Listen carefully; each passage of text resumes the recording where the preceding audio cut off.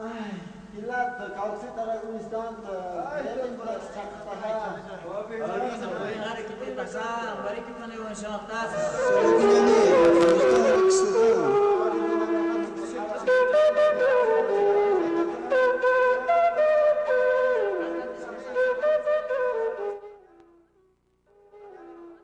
Nos encontramos en el famoso Cerro Rico de Potosí. En idioma indígena lo llamamos Sumajorco, que significa hermosa montaña. En todo el cerro, ¿no? Ahorita hay unas 300 minas en actividad. Pero en la época de la colonia han abierto más entradas, había como 5.000 entradas. Como iba diciendo, en la época de la colonia los españoles han sacado los minerales, la mejor plata que había en el cerro, ¿no? Ahora de ser cerro rico, ahora es cerro pobre, porque hay muy poco la plata. La plata se encuentra como en las venas en la mano, muy delgado.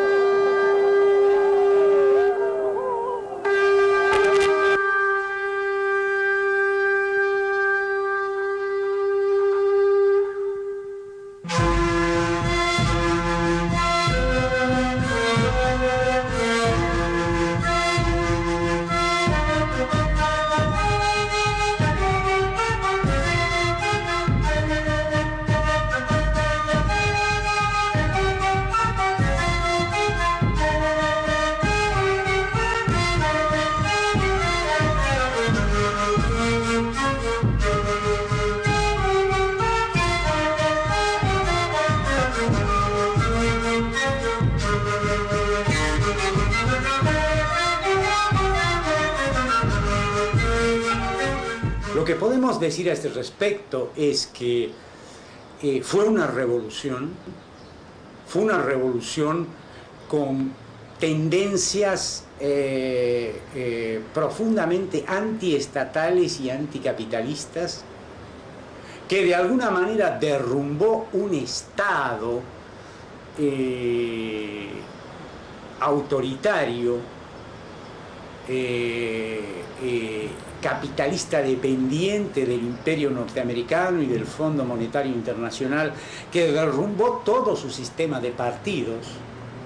Y cuando me refiero a todo su sistema de partidos, incluiría incluso al MAS, aunque el MAS sigue teniendo predicamento político, pero digamos lo que los instrumentos, digamos, con los que el MAS pretende actuar, de alguna manera esta revolución se los ha quebrado.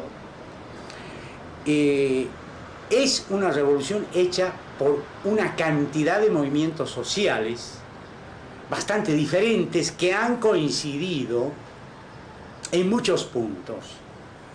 Yo creo que el punto fundamental no dicho es de alguna manera anticapitalista, antiglobalización.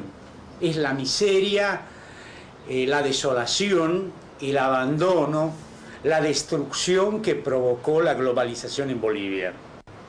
Y por otro lado, el de una sociedad sin Estado, porque es un movimiento ha sido horizontal y sigue siendo horizontal, que es contra los partidos políticos, que parte del seno de los mismos movimientos sociales y donde tampoco existe, digamos, una dirección, como podríamos decir, entre comillas, nacional, sino que existe una multitud de pequeños centros, de pequeñas direcciones que se coaligan.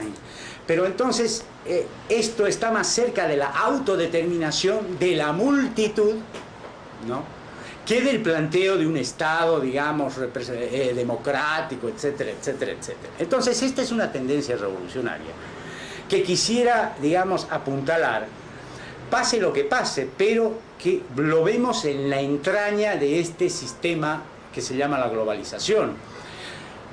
En este mismo sentido, yo creo que apunta lo que sucede en Chiapas, porque lo que sucede en Chiapas tiene una parte puntual. Bueno, que no los expulsen de la selva lacandona, que les dejen vivir en sus comunidades, etcétera, etcétera. Los diálogos, digamos, con el gobierno, los acuerdos de paz de San Cristóbal de las Casas, pero la tendencia comunitaria, indígena, antiestatal, de organización de una sociedad, de lucha y de materialización de esperanzas, está señalada en el caso de Chiapas. Y eso va más allá de lo inmediato, va más allá del sistema, va más allá, digamos, de la democracia como está, digamos, instalada en el mundo, va hacia una sociedad sin Estado y es también una tendencia anticapitalista. Lo mismo yo podría rescatar del movimiento revolucionario que se dio en Bolivia por parte de los movimientos sociales. Como te decía, la guerra del impuestazo es el antecedente inmediato de la guerra del gas. Comienza con medidas, ¿qué te digo?, con el amotinamiento policial para desembocar en una revuelta popular contra las medidas impositivas, ¿no? El impuesto a los sueldos y a las utilidades que había propuesto el gobierno de Goni, ¿no?, de Gonzalo Sánchez de Lozada. El amotinamiento policial llega a conjugarse de tal manera con las aspiraciones populares que se convierte en una verdadera revuelta que solo puede ser aplacada a sangre y a fuego con la intervención del ejército, ¿no?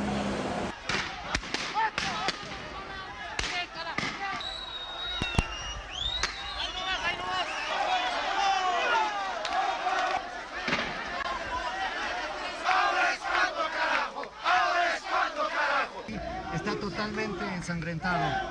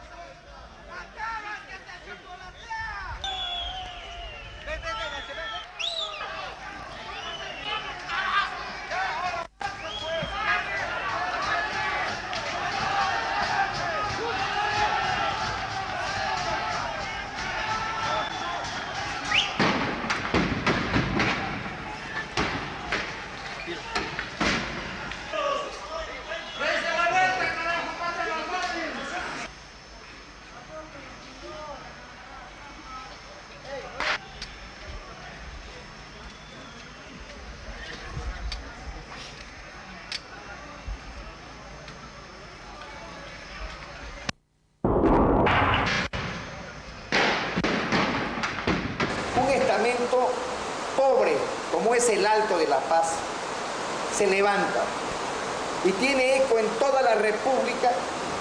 Por eso es que sale, y es por primera vez de que aparece el pueblo luchando contra la policía y las Fuerzas Armadas.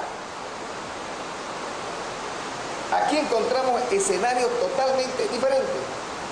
Siempre el ejército salió en el agua porque fue rebasada la policía.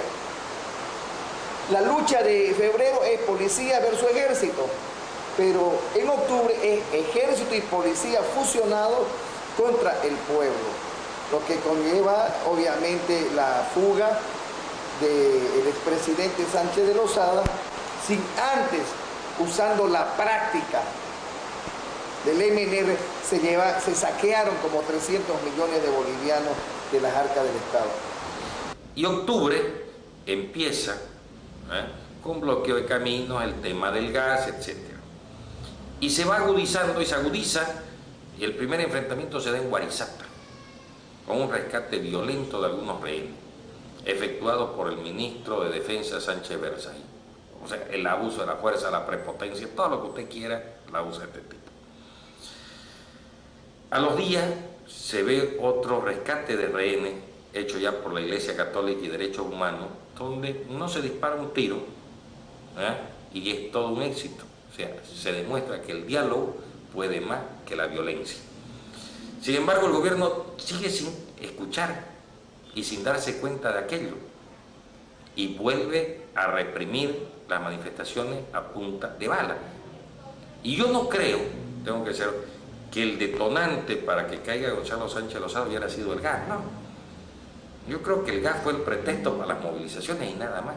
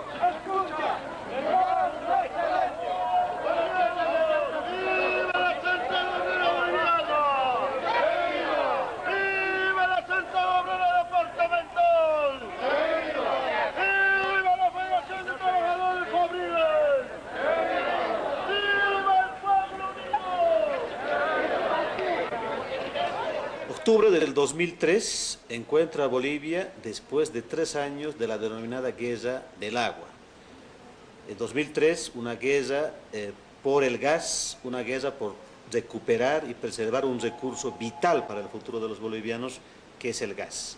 No hubiera sido posible una unificación del pueblo boliviano, una acción colectiva del pueblo boliviano, sin esa acción colectiva y victoriosa del año 2000 en la denominada guerra del agua en Cochabamba, Bolivia.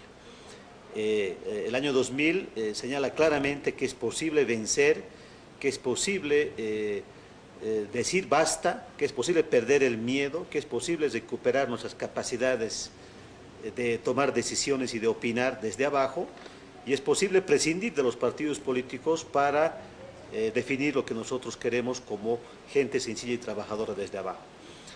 Octubre marca eso justamente, es una prolongación de esa inflexión que fue el año 2000 en la guerra del agua al modelo político y al modelo económico.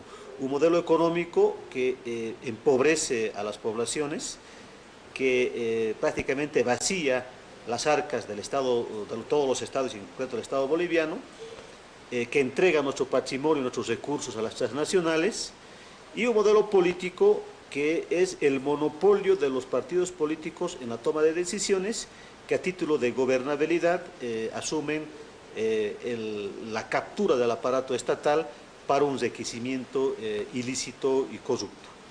La gente, al enterarse de que como todos los gobiernos han enajenado nuestros recursos de manera absolutamente oscura y a espaldas de la población, se une para decir el gas es nuestro, así como dijo el año 2000, el agua es nuestra.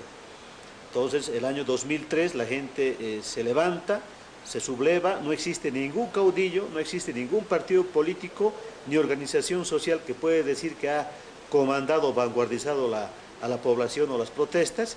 Es el pueblo que de manera autónoma bloqueando las calles, bloqueando los caminos, establece espacios de reencuentro, establece espacios de conocimiento, establece espacios de encontrar de manera reflexiva las causas del empobrecimiento del país y de la gente, y encuentra también las propuestas que pueden en el futuro significar cambios fundamentales para encontrar una sociedad mucho más justa.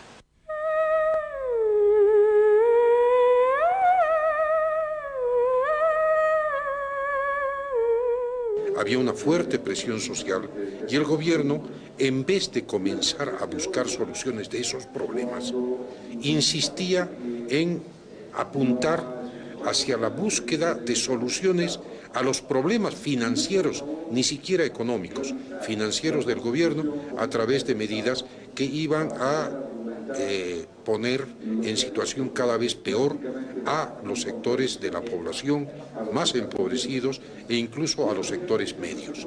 En consecuencia, cuando se inician las manifestaciones, las acciones populares en contra del gobierno, buscando la solución de estos problemas, la respuesta del gobierno es una respuesta absolutamente ignorante, prescindente de la realidad nacional, con la represión como único instrumento para acallar las protestas populares.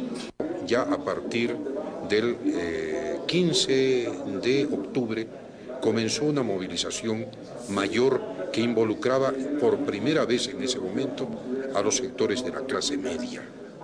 En ese entendido, ya el gobierno no tuvo ninguna alternativa y se vio obligado a renunciar. Aún así, en los últimos momentos, el gobierno quería mantenerse en el poder y mantuvo en vilo a la población de Bolivia hasta el último momento, tanto así que el presidente, ya de huida del país, envió su renuncia cuando estaba abordando el avión para dirigirse a Estados Unidos. Lo que pasó en octubre es un levantamiento, una rebelión fundamentalmente de aymaras, quechuas y guaraníes, cansados fundamentalmente de las políticas económicas que se aplican, pero políticas económicas de hambre, miseria, de exclusión social, de marginación, es decir, los víctimas del neoliberalismo se movilizan para expulsar al símbolo del neoliberalismo.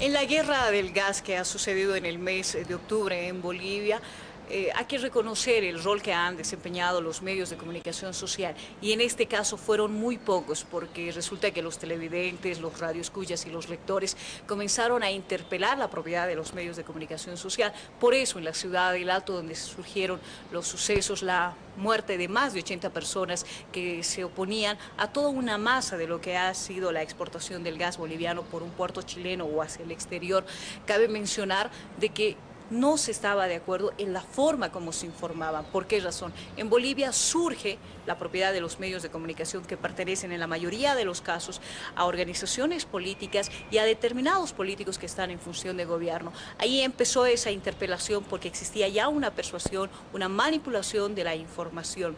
En este caso, las bases, las organizaciones civiles y sindicales empezaron a hacer una selección de aquellos medios que estaban con el pueblo y defendían sus demandas, y aquellos que simplemente respondían al interés de los partidos o de las organizaciones en función de gobierno. Bueno, el problema del gas en Bolivia ha surgido porque en el año 1997, el entonces presidente saliente Gonzalo Sánchez Lozada emitió un decreto supremo, el 24806, que dispone el traspaso de la propiedad de los recursos hidrocarburíferos de Bolivia a empresas que operan en los campos petroleros. Este decreto supremo, en su artículo 3º, en uno de sus anexos, señala que las empresas son propietarias del gas y el petróleo que se extrae cuando este recurso natural es sometido a la boca de pozo, es decir, el lugar de la medición. A partir de esto, entonces, en Bolivia se le ha entregado gratuitamente y de manera legal el recurso hidrocarburífero a las empresas transnacionales que operan en Bolivia. Estamos hablando de Repsol de España, de YPF de Argentina, estamos hablando de Petrobras, estamos hablando de British Gas y de otras empresas de Estados Unidos, de Francia, de Inglaterra, de Argentina, de Brasil, entre otras. En el Alto, en la ciudad del Alto, los días 11, 12, 13, sábado, domingo, lunes, se masacraba a gente en cantidades. En ese fin de semana tuvimos alrededor de 40 muertos en la ciudad del Alto, en Villa Ingenio, por ejemplo. Sin embargo, los canales abiertos transmitían reality show, transmitían cursis, novelas, telenovelas en Bolivia, pero la única información que se tenía como noticia de prensa o boletines de último momento eran los apoyos que recibía el gobierno saliente desde la OEA, desde algún país de Europa o de Norteamérica, pero nada más. No se preguntaba a los funcionarios de gobierno sobre cuánta gente moría y cómo se atendía a los heridos. Los hospitales por entonces no daban abasto para atender a cientos de heridos, más de 400 personas heridas. No había sangre en los hospitales para reabastecer, para poder atender a esta gente que perdía sangre en cantidad. Luego no tenían camas los hospitales en el complejo Miraflores, donde están por lo menos 3 hospitales estatales, no se tenían suficientes camas para poder atender e internar a las personas.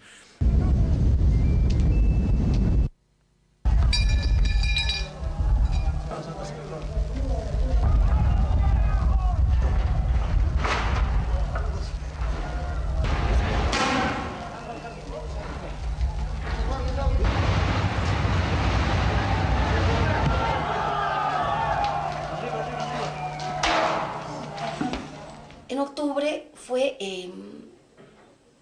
la fuerza de un pueblo que se movilizó. No la fuerza de tener armas, no la fuerza de tener balas, sino la fuerza de la unidad, porque fue todo pueblo. Y la radio solamente fue un canal. En esos días, los oyentes de la radio se habían convertido en casi periodistas de la misma radio, corresponsales de la radio. Habían diferentes vecinos en diferentes zonas que reportaban todos los hechos, porque como todos has visto, el Alto es grande. Entonces, los hechos principales de Sencata, de Villa Ingenio, de Río Seco, nos los contaba la gente a través de los micrófonos de la radio, en vivo, por teléfono, como tú quieras. Nuestros periodistas también estuvieron distribuidos en todo el Alto porque todos somos salteños. Los salteños decimos, por ejemplo, en una frasecita lo siguiente. Te cuento un cuentito así cortito. Había un chiquito que vendía, por ejemplo, gatitos, y era lunes y vendía y decía gatitos, gatitos, y nadie le compraba. Y un señor pasa y le dice, ¿por qué no dices que son gatitos paseños? Y el chiquito dice, vendo gatitos paseños, tampoco nadie le compraba. Al otro día el chiquito dice, vendo gatitos salteños. Y entonces pasa un señor y le dice, ¿por qué no eran ayer paseños? No, es que ahora ya han abierto los ojos. Y esos somos los salteños, que hemos abierto ya los ojos, sabemos en qué pisamos, qué terreno estamos pisando. Por supuesto que no queremos más sangre y dolor, pero también queremos justicia. Tenemos mucha confianza en el presidente Mesa, pero no podemos decir lo mismo del Congreso Nacional y de los otros políticos que están manejando este país.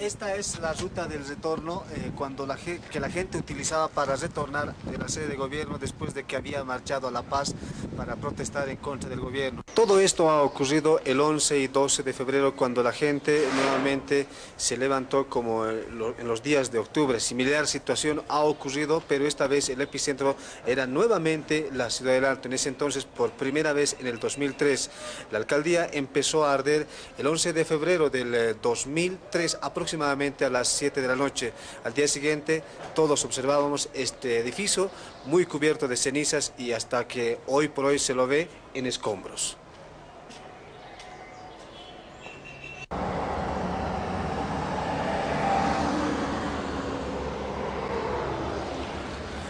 Esta es una de las avenidas muy importantes porque conecta con el aeropuerto internacional y la ciudad de La Paz con la ciudad del Alto, y estuvo bloqueado el 18 de octubre con objetos muy grandes, en este caso las bodegas de tren.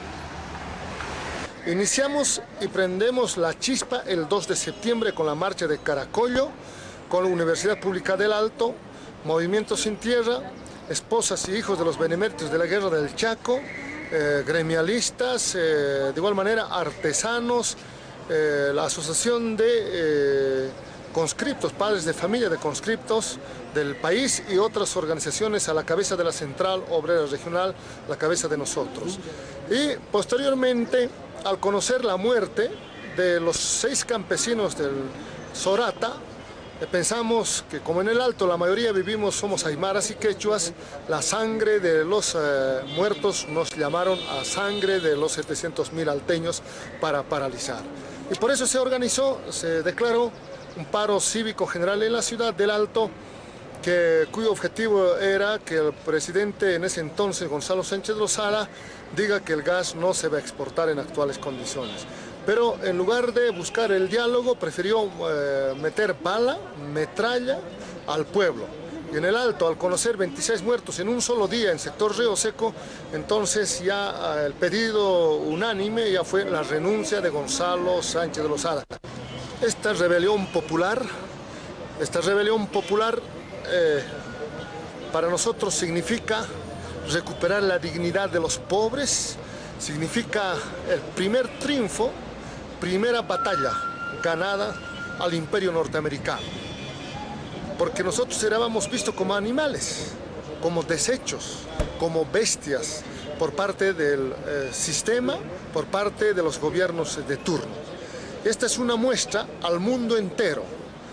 Cuando los pobres nos unimos, los indígenas, los trabajadores nos unimos, es posible derrocar a este modelo neoliberal. Al puente Río Seco, claro. En defensa del gas, como nos han comunicado todos, nuestros hijos también nos han comentado que mamá es la oportunidad de salvar nuestro gas. Entonces en esa oportunidad hemos salido toda la familia, cada casa. No, más o menos, algunos dicen que se han obligado, no por obligación, porque ya sabemos, nuestros hijos que están estudiando, nos explicó a nosotros que va a ser el futuro de ellos. Velamos, nosotros no ve, y entonces en esa oportunidad hemos salido toditos. Entonces uno de mis hijos ha vuelto herido, afectado con balas o balines, no sé, pero la cosa es que yo he sufrido mucho en y hasta ahora no se puede sanar. Y más bien, gracias a Dios, ahora ya está caminando. Estamos atendiendo un promedio de 20 pacientes día con distintas patologías, todas son heridas de bala o balines o traumatismos producidos por la tortura que se produjeron en esos días. Como ustedes verán, nos acondicionamos donde podamos para atenderlos. Tenemos las mínimas condiciones, pero la máxima voluntad y la máxima solidaridad para hacerlo. Hemos resuelto muchísimos casos, tenemos casos de incluso pequeñas cirugías realizadas para extracción de balas o balines, y estamos en eso ya desde hace bastante tiempo, ¿no? Nuestra institución, el Instituto de Terapia e Investigación, se dedica a las secuelas de la violencia estatal, y nosotros somos directamente los que actuamos en esas secuelas.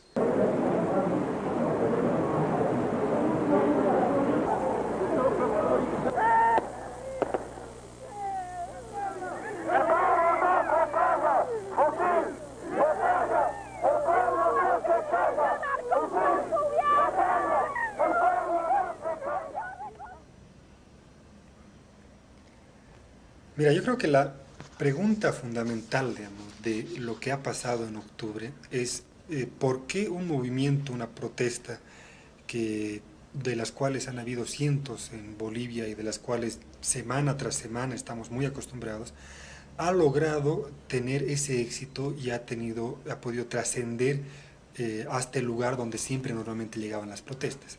Y para responder esto, que es una pregunta sobre todo analítica, yo creo que hay que pensar en dos entradas. Lo primero es cómo se constituye en esos días lo que podríamos denominar la identidad colectiva de la protesta. Resulta que en un momento dado, en los días de octubre, los días de las jornadas de octubre, se presenta una nueva forma de identidad de protesta en la cual distintos sectores sociales que iban desde los indígenas del Alto hasta las señoras de la burguesía local en el sur, participaban en un mismo horizonte. De pronto daba la impresión de que era una orquesta que estaba tocando organizadamente, y sin embargo era una cosa absolutamente autónoma, sin ningún eje que sea capaz de dar las líneas matrices de la acción, pero la forma de la acción definitivamente aparecía como una forma colectiva, como una identidad colectiva, que es lo que yo llamaría la identidad colectiva de la protesta en octubre, que se conformó en esos días. En Bolivia tenemos el tema de la muerte en la lucha como un elemento muy importante que constituye desde la independencia y que se refuerza con la revolución, se refuerza con las guerras, se refuerza con las movilizaciones, etcétera, que es la solidaridad con el duelo, con la víctima. Y precisamente en octubre lo que tenemos es una serie de víctimas que el discurso oficial no las puede estigmatizar ni de terroristas, ni de narcotraficantes, ni de revoltosos. Todo lo que el discurso oficial pretendía decir de esos muertos no tenía ninguna cabida, porque el pueblo había considerado que la gente que estaba ahí ya era su muerto, los muertos eran sus muertos.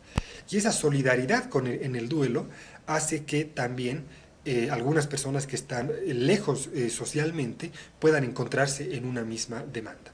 Y lo importante es que esa demanda, que fue la que permitió que tanto personas del sur y por lo tanto de las clases altas, como personas indígenas o como intelectuales actuaran en una misma dirección, todo eso se concentró en un solo eslogan, con el gran potencial que tienen los eslogans cuando son movilizadores y cuando involucran a la gente, que era el fuera Goni.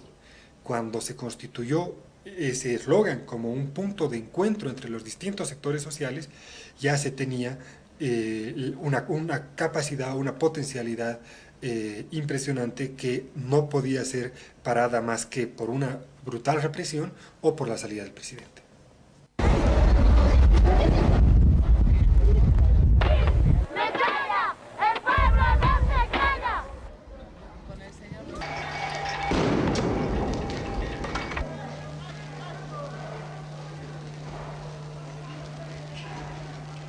No te vas a poner delante de mí.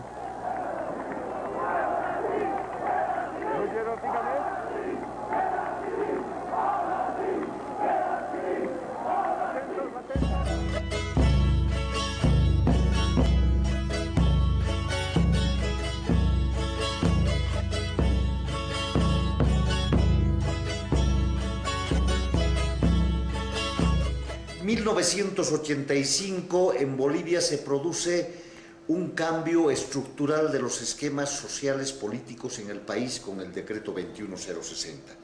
Desde entonces los trabajadores mineros, después de haber sido despedidos y cesadas las minas y entregadas nuestras riquezas a la voracidad imperialista, a las transnacionales, venimos luchando permanentemente para recuperar las empresas que han sido entregadas a la voracidad imperialista.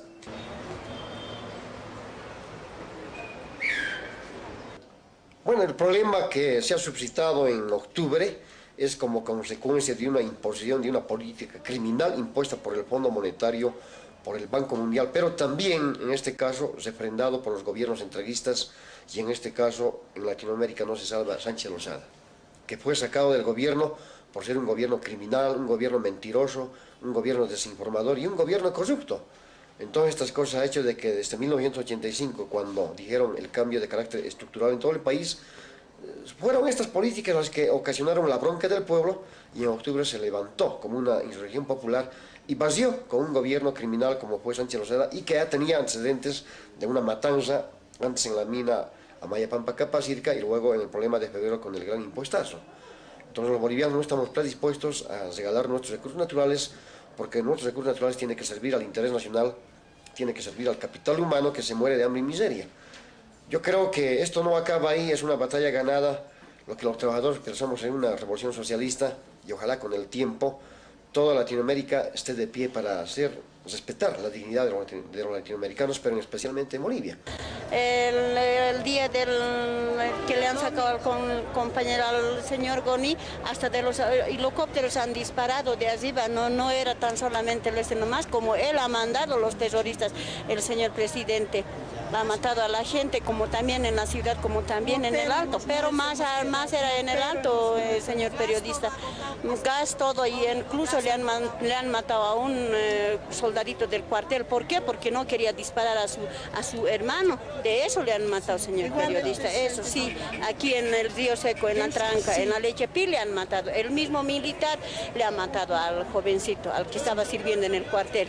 Eso sería mi, señor periodista.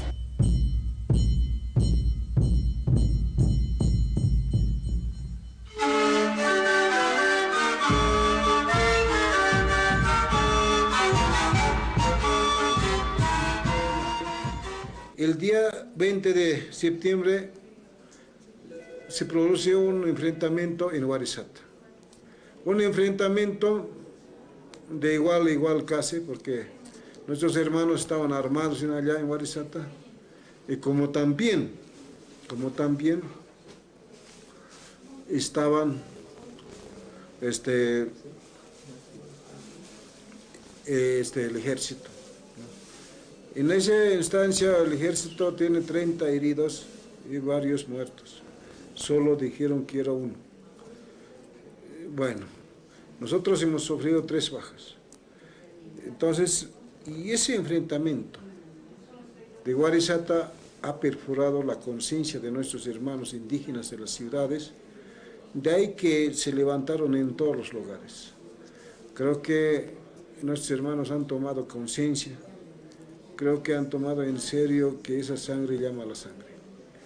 Bueno, y así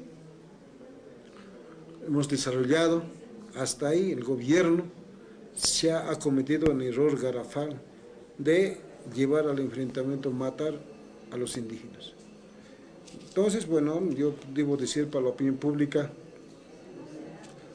que ese era el primer paso. Después ya, una vez implementado las marchas, los bloqueos, hemos tenido que convocar también las ciudades, sino quienes nos ayudaron, pero el gobierno seguía cometiendo errores, masacrando en las ciudades, en las diferentes zonas del Alto, como también aquí en la ciudad. Finalmente hemos tenido que pedir la renuncia y así cae el gobierno. Pero nosotros teníamos planes de capturar el poder político como indígenas, pero no logramos hacerlo. Nos hemos quedado ahí, entonces hemos cambiado de personas, no el sistema capitalista, imperialista, sino un neoliberal, lo sacamos del palacio y lo colocamos otro neoliberal. Eso es lo que ha pasado, señor periodista.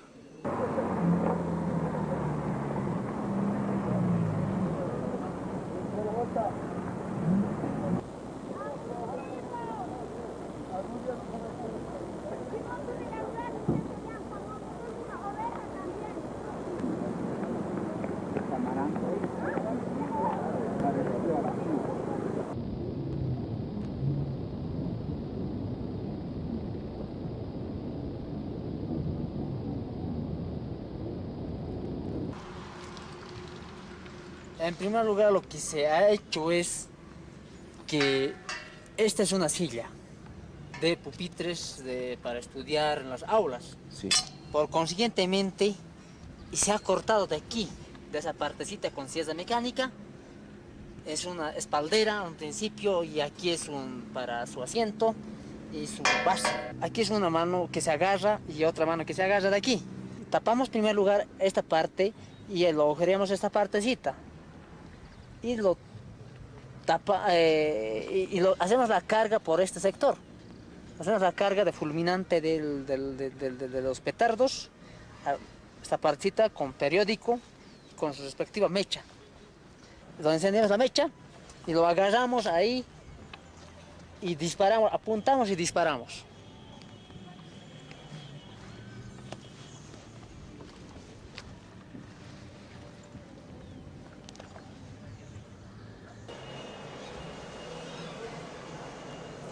Esta ha sido la base para la fabricación del armamento casero que existía, ¿no?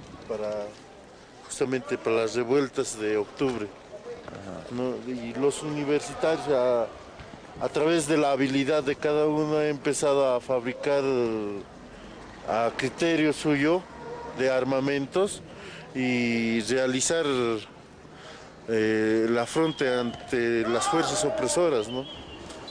Sí, correcto. Esto es lo que hemos usado para que en realidad se pueda contrarrestar la presión que teníamos de la policía, del ejército, porque estábamos cansados de que solo hayan heridos de nuestro lado y no del otro lado, ¿no?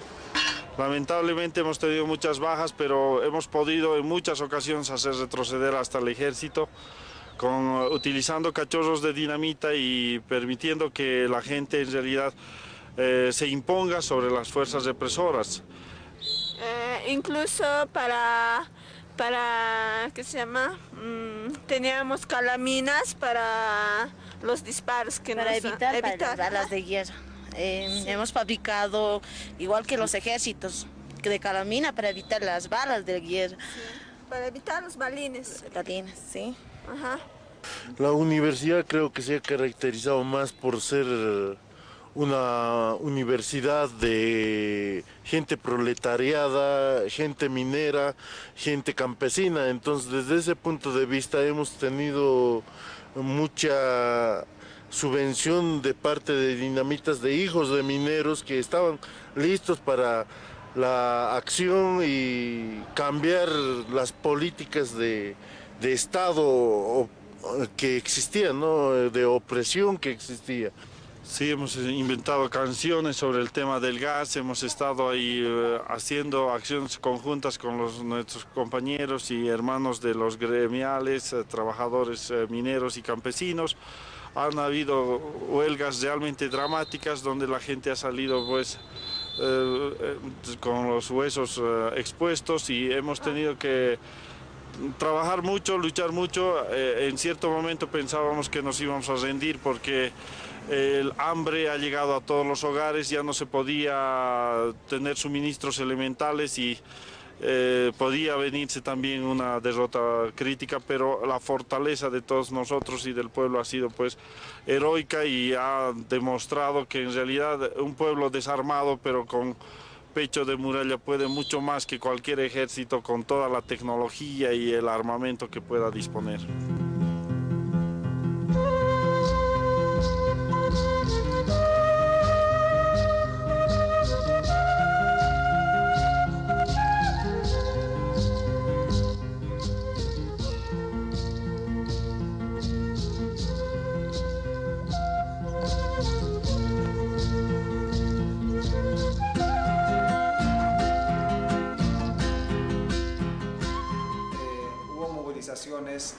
Especialmente de la gente aymara quechua, y por tal motivo de que ya llevamos 500 años de represión occidental, como ser Estados Unidos y Europa.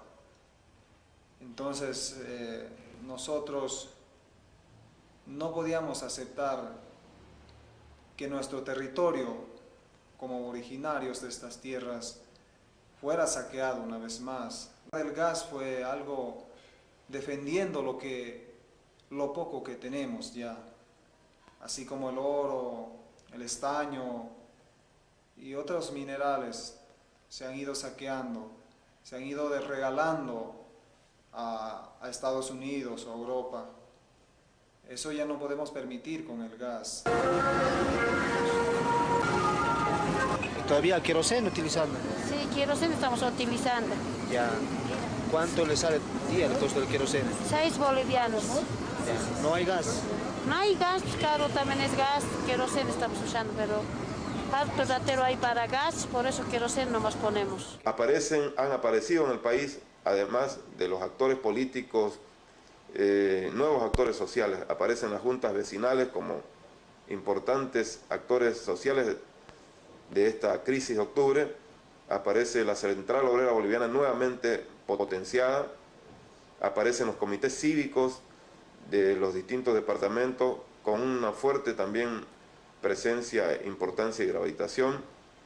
Y aparece el sector campesino con un gran poder, sobre todo en el área rural del altiplano boliviano. El sector minero resurge, resucita, y ese es en realidad el escenario que se plantea en octubre: el surgimiento de nuevos actores sociales, la caída de viejos actores que defendieron el modelo neoliberal, la aparición de nuevos actores cada vez con una fortaleza importante, como Evo Morales, como Felipe Quispe.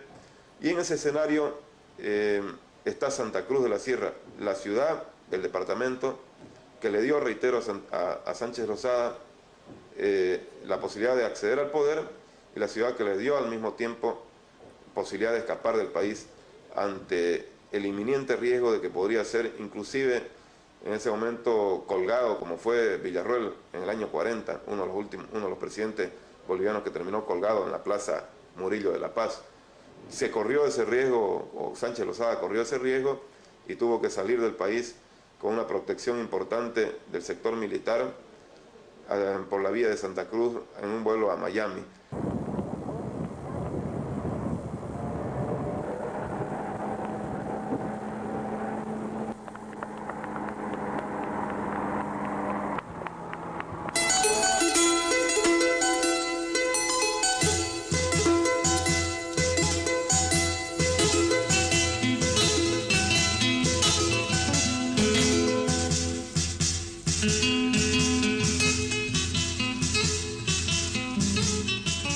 Fuimos a la marcha, justamente ha sido por la venta de nuestro gas, que es nuestro. Entonces no hemos permitido nosotros que salga el gas por Chile, ni por ningún lado, ¿no? Entonces nosotros queremos hemos pedido que se comercialice, que se elabore acá, ¿no? En nuestra tierra, como es Bolivia, ¿no? Entonces por eso justamente por eso ha sido la razón de este último conflicto a nivel nacional que hemos tenido. Pese a que hemos tenido varias bajas, pero sí ha sido positiva la marcha. También quiero narrarles, ¿no?, de la salida que hemos tenido. Inclusive hemos burlado al ejército, ¿no?, al salir, pero bien, nos ha ido todo perfectamente, porque los mineros cooperativistas siempre estamos dispuestos para cualquier lucha que siempre sea, ¿no?, en beneficio de los pobres. Nosotros siempre hemos ido a las marchas, a las movilizaciones por defender nuestros salarios y por defender nuestra economía, todo. Por todo eso nosotros vamos a las marchas, y por defender nuestros gas también. Así hemos ido a las marchas, y en octubre también hemos ido. Mis compañeros estaban en la lucha, mis compañeras han quedado también presas y muchos compañeros heridos, y tenemos un compañero fallecido, José Luis Atahuichi. Él también ha caído también por las balas asesinas del gobierno.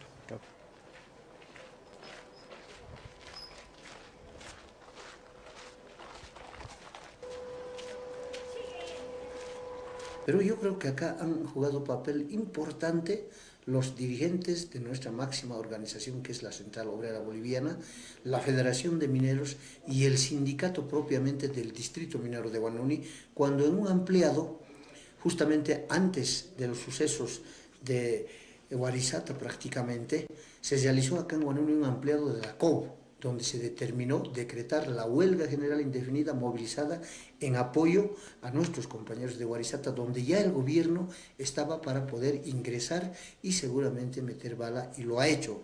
y el gobierno, por temor a que los mineros puedan concientizar al pueblo de Oruro en principio y al pueblo boliviano, para que al final podamos respetar los derechos de los bolivianos cuando decíamos no a la venta de gas, porque eso ha sido el inicio de las movilizaciones cuando el gobierno a espaldas de los trabajadores hizo un contrato de venta del gas, regalado prácticamente. Por eso es que el eslogan era no a la venta del gas, mucho peor por nuestro enemigo histórico que ha sido Chile. Por eso es que los trabajadores, después de hacer asambleas anuales, marchamos hasta la ciudad de Oruro, burlando inclusive la vigilancia del ejército y de la policía en medio camino. Llegamos a Oruro, nos organizamos, hicimos una marcha en Oruro prácticamente ruidosa con la dinamita que caracteriza a los trabajadores mineros para poder concientizar y que todas las organizaciones apoyen a este movimiento que se ha generalizado con una sola voz de decir no a la venta del gas. ¡Coli, cabrón! ¡El gas no se vende! ¡Coli, cabrón! ¡El gas no se vende! ¡Coli, cabrón! ¡El gas no se vende!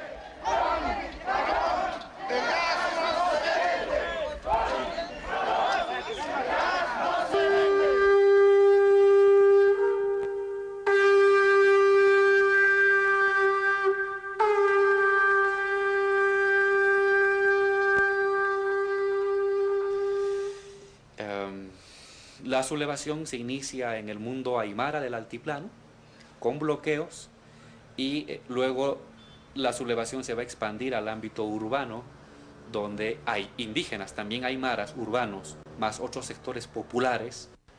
Se construyeron barricadas, se hicieron zanjas de 2 metros de profundidad, 1 metro de largo, para que no pasaran los tanques ni los camiones militares. Y en algunas zonas, las más agredidas, se llegó a cercar a puestos policiales con la decisión de tomar los puestos policiales porque se sentía que se había llegado a un límite de agresión por parte del Estado y este tenía que ser respondido mediante esta movilización de masa.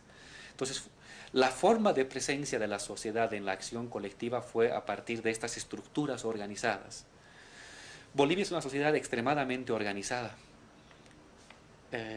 a nivel local, a nivel de base. Y lo que ha pasado en la sublevación es que organizaciones de base organizadas para otros fines de salud, agua potable, electricidad, o para tierra, o en fin, bajo ciertas circunstancias se articulan en una gran red que funciona como una estructura de movilización colectiva. Por eso se decía, esta no fue una movilización dirigida ni por Felipe Quispe, ni por Evo Morales, ni siquiera por la COP, fue ante todo una articulación autónoma de redes sindicales y comunitarias que a partir de ciertas señas que dieron los líderes, que fue importante, pero ante todo a partir de una especie de comunidad moral en el sufrimiento y en la agresión, se vieron compelidas a actuar conjuntamente con esa fuerza de movilización que llegó a paralizar el país durante una semana, enfrentarse con el ejército, derrotarlo militarmente, porque el día lunes 14 el ejército tiene que haber tomado el alto. Fue la decisión del presidente de la República tomar militarmente el alto. No pudo tomar militarmente el alto. Claro que dejó en ese intento 29 muertos, pero militarmente no pudo, y de hecho fue un triunfo militar de estas juntas de vecinos frente al ejército. Y fueron esas juntas de vecinos las que decidieron luego marchar a la ciudad de La Paz y cercar la Plaza Murillo, que es la sede de gobierno, para presionar a los parlamentarios para que tomen la decisión de la renuncia del presidente de la República, Sánchez de Lozada. Entonces está la herencia indígena, la presencia indígena, pero también una herencia obrera, porque en la ciudad del Alto, cerca del 40% de la población económicamente activa es obrera. Obrera de pequeña empresa, obrera de microempresa, obrera de gran empresa, o mineros, o fabriles relocalizados, despedidos. Y es esta herencia organizativa obrera que ha estado muy fuerte en varios barrios. Hay barrios obreros de ex mineros, de ex fabriles, que han sido barrios muy aguerridos porque han sido los que han utilizado dinamita para enfrentarse al ejército, para enfrentarse a la policía. Entonces esta sublevación ha sido una mezcla entre lo obrero con lo indígena que se está entrecruzado y le ha dado por eso esa dimensión tan organizada, tan disciplinada y tan también estructurada frente al Estado. Ahora bien, es importante ubicar esta sublevación como una de las que ya vienen sucediendo en Bolivia. Es decir, en general estamos en un ciclo de sublevaciones. Es un ciclo de sublevaciones que se inicia el año 2000 con la llamada Guerra del Agua, que fue una sublevación en la ciudad de Cochabamba para defender y recuperar para el control de la ciudad los recursos hídricos que habían sido privatizados. Luego vino una sublevación en el altiplano y en el Chapare, en los Yungas, en la zona cocalera, contra el gobierno del general Banzer. Luego vino una tercera sublevación en La Paz, en el altiplano, cuando se llegó a formar los llamados cuarteles indígenas. El llamado cuartel indígena de Calachaca, que son zonas, terrenos planos, donde indígenas vienen armados para defender que no entre el ejército a sus zonas. Vienen armados con viejas armas, con machetes, con dinamita, con lo que tienen a la mano. Esa fue la tercera sublevación. La cuarta sería la presencia y el voto indígena que se dio el año 2002. Los indígenas nunca habían votado por indígenas en Bolivia. Electoralmente, a lo más que llegaban los indígenas era el 1.7% del electorado, y ahora los dos líderes indígenas han llegado al 27% del electorado. Por primera vez el indígena comienza a votar por el propio indígena. Esa fue la cuarta sublevación. Y esta es la quinta, la de septiembre-octubre, marca la quinta sublevación de una etapa de emergencia de lo popular, de resurgimiento de lo indígena, con perspectivas de autogobierno, con perspectivas no simplemente de reconocimiento de derechos, sino con la perspectiva de ellos gobernar el país, porque al fin y al cabo constituyen más del 50% de la población de Bolivia.